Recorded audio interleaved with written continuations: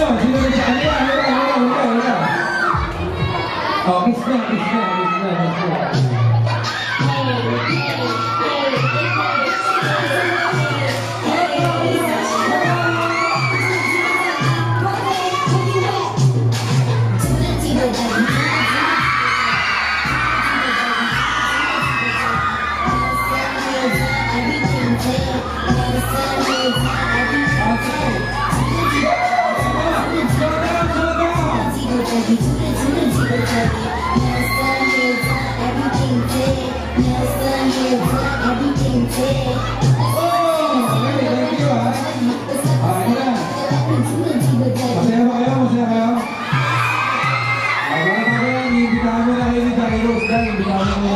Siyempre, huwag niyo pong kalimutan manood ng Love You After Action.